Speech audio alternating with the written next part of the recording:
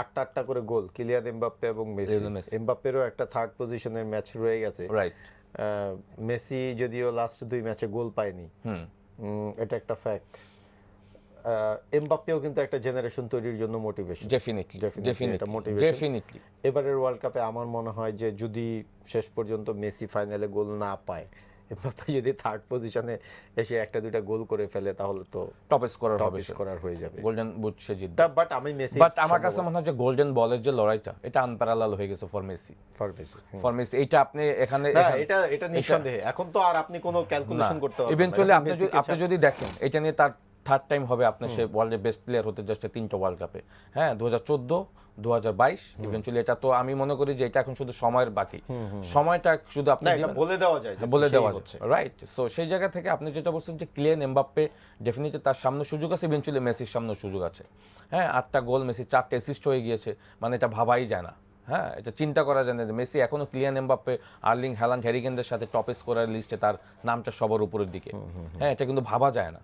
So আমি বলবো যে ডেফিনেটলি মেসি আসলে মানে ফুটবলের মানে কি বলবো যে সেই ফুটবলটাকে এমন একটা উচ্চতায় নিয়ে গেছে, আমাদেরকে যেভাবে সে আনন্দ দিয়েছে, এটা আমার মনে হয় যে আমাদের ফুটবল সুন্দর, এটা মেসির খেলা দেখলে বোঝা যায়।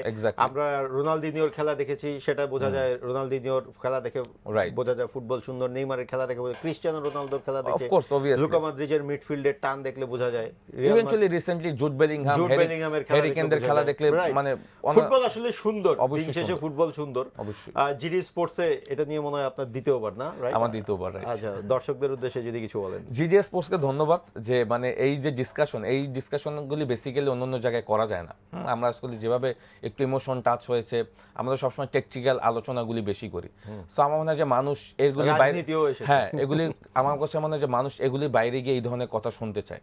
হ্যাঁ, because of the field, on the ফিল্ডের অনেক কথাই আমরা বলি, বাট জিডিএস স্পোর্টস মানে এই যে 30 মিনিটস বা 40 মিনিটসের যে আমরা যতক্ষণই কথা বললাম, আমাদের অনেক ডিটেলসে আমরা আলোচনা করেছি।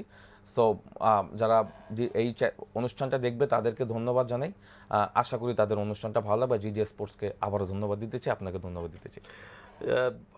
আজকে তো এখানেই শেষ করছি। জিডি স্পোর্টসের দর্শকরা নিশ্চয়ই ভালো থাকবেন, ফুটবল উপভোগ করবেন, ফাইনালটা উপভোগ করবেন এবং দিন শেষে আনন্দে বাঁচবেন। Thank you.